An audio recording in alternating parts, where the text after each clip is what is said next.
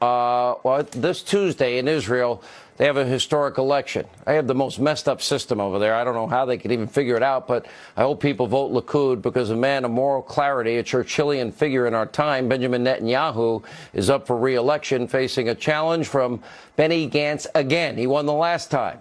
Bombshell report. This is amazing. In Israel, from Channel 12. Also reported by Reuters, also reported by the New York Times. Look at this from the New York Times. Israel's security service discovered Iran actually hacked Gantz's mobile phone, raising serious questions about Israel's national security. I'm looking at what's happening in Israel, Mark, and I'm thinking, wow, they got a worse fake news problem than we have, way worse. And, Mark, I'm thinking, if this was Bibi that was compromised, it would be more than a one-day story, and don't ask me any more questions. You know, I've been watching what's going on in Israel. It's pretty upsetting. In a word, their media sucks. It's very left-wing, very anti-Netanyahu, much like our media hates Donald Trump. You know, the thing about Gantz that amazes me, this is a former general, right? You'd think he'd know that when he uses a private phone, the Iranians or somebody are eavesdropping and tapping in. The Iranians know what's on that phone. The Iranians know what he said. That regime knows, but the Israeli people don't, because he won't come clean. Now, in the United States, if you don't come clean about something like that, whether it's an affair or whatever else it is, you can't get a security clearance. Even the lowest official can't get. Why? Because of the potential for blackmail. It's not enough for a politician, a former general, to say, they can't blackmail me, nothing happened. Well, you should have been smart about what you said on that phone, right, General? Another thing. You see this today in Politico? Politico is a left-wing news site, that Obama officials love to leak to. Israel accused of planting mysterious spy devices near the White House.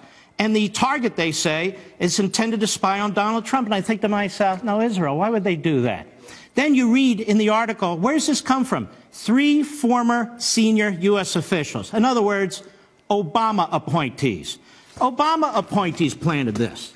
They planted it in an American news site in order to try and create hostility between our President Trump and Prime Minister Netanyahu, are very close. In fact, Trump and Netanyahu are as close as any president and prime minister has ever been. And this story, in my view, is planted by former Obama officials, the worst president that Israel has ever experienced in its short life, and by the way, the United States too. And so I look at this and I think to myself, what's going on here? Follow this. Ben Rhodes, it was close to who? Joel Benenson. Who's Joel Benenson, America and Israel? He was a strategist for Obama in 2008 and 2012 in his campaigns, a strategist for Hillary Clinton in her 26 campaign, and who's he a strategist for now? Benny Gantz and the Blue and White Party. This is a dirty trick. This is a sleazy trick, because Americans and Israelis need to know the left wing in our country and the media in our country are like this. They work together, just as they do in Israel. They're trying to take out Netanyahu, just as they're trying to take out Trump today.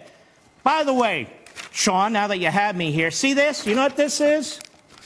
These are the ridiculous allegations brought by a ridiculous attorney general in Israel against Benjamin Netanyahu. Now, I doubt the American people care, and I doubt the Israelis have actually read this.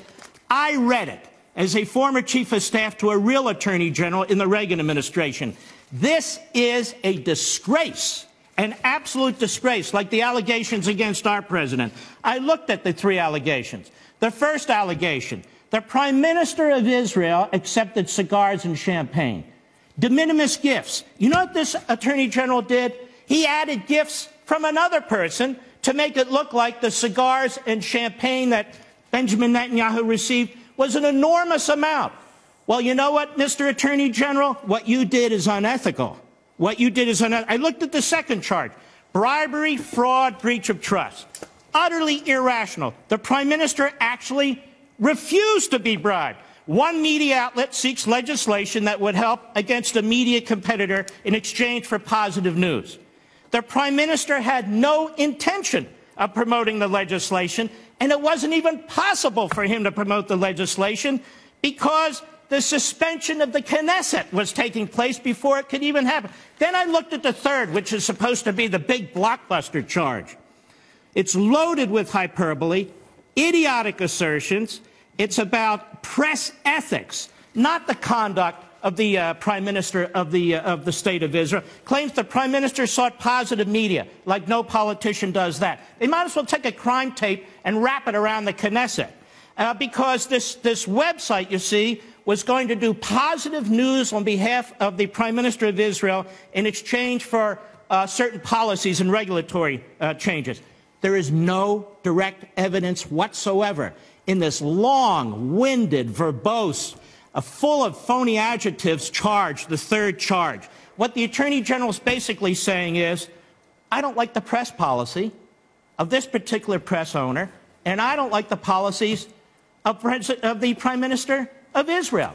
Therefore, I'm going to make an allegation. And these allegations, like the charges against our president, hang over the head of the Prime Minister throughout the last several months. I would just say to the Israelis, you have the modern-day Winston Churchill.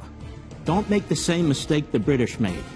Because I guarantee you, with the enemies that surround you, particularly Iran, you will come to regret it. That's just my personal opinion. Well, I happen to share it. He's been a Churchillian figure, moral clarity.